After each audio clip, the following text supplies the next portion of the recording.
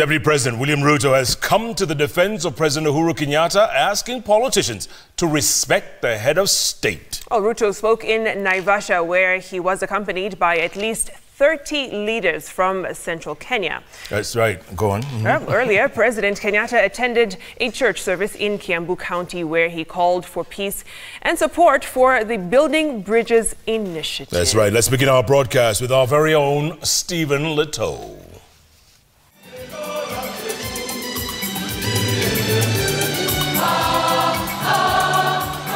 Our Lady of Holy Rosary Catholic Church Ridgeways along Kiambu Road played host to President Uhuru Kenyatta and hundreds of faithful who gathered for the inauguration of the church into a full parish.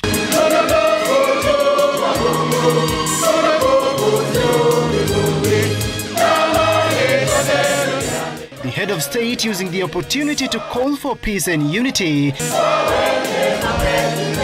and urged Kenyans to rally behind the prevailing political sobriety. The most important thing is peace and unity. Peace and unity in the family, in our communities, and in the country. I don't think I have a single word more I can add or take away from the sermon we have received today. That if we pull together in that direction, there is nothing that we cannot achieve. And achieve we shall.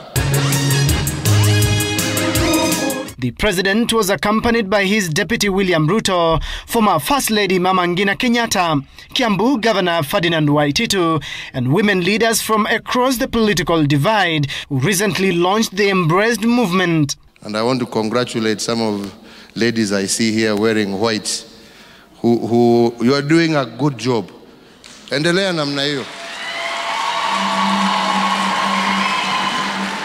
Where people sow hate, you shall sow love. Where people sow division, you sow unity. The president's remarks coming in the backdrop of recent infighting with Jubilee, where two camps allied to him and the deputy president have emerged.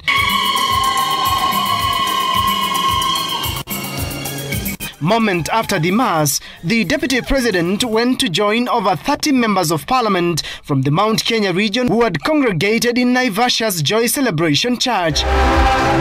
The gathering appearing to send a silent message amid the push by some of the region's leaders to block Ruto's 2022 presidential bid. Kutoka mimi, through every leader in Jubilee, we will rally everybody behind our development program in Jubilee under the Big Four. We will rally every Kenyan behind the unity of Kenya, and we will rally everybody behind the fight against corruption. That is our commitment. DP Ruto warned MPs within the Jubilee ranks to desist from disrespecting the president. These coming weeks after Moses Kuria and Kimani Ngunjiri accused the president of failing to fulfill the campaign pledges in central Kenya. Those present here staying away from politics, a sharp departure from recent weeks where politicians have used every occasion to throw barbs over the 2022 divide. Only few spoke, among them Kiambu Governor Ferdinand Waititu, who last week joined Central Kenya MPs in condemning early campaigns in what was seen as a veiled swipe at the deputy president. Na tunaenda hiyo njia tukiwa pamoja. Hakuna mtu ambaye ako nje. Lakini goli yetu bado tunajua pahali tunapiga. Na sisi tunapiga penalty. Penalty inapigwa na DP hapo inaingia bao game shot. Yes, ni hiyo ndio tunangojea. And we pray for the national leadership because leading a country has never been easy. I lead a county and I've lost half my hair. So I know what it means therefore to lead a nation. Sisi vile viongozi wamefika hapa, Your Excellency. Isipokuwa ni speaker hatuna, we can transact parliamentary business here.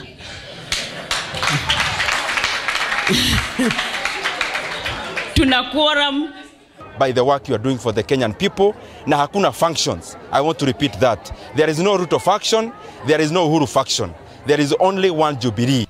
Senate Minority Whip, who is also Nakuru Senator Susan Kihika, led the battalion of MPs to Naivasha. Stephen Leto, Citizen TV, Nairobi.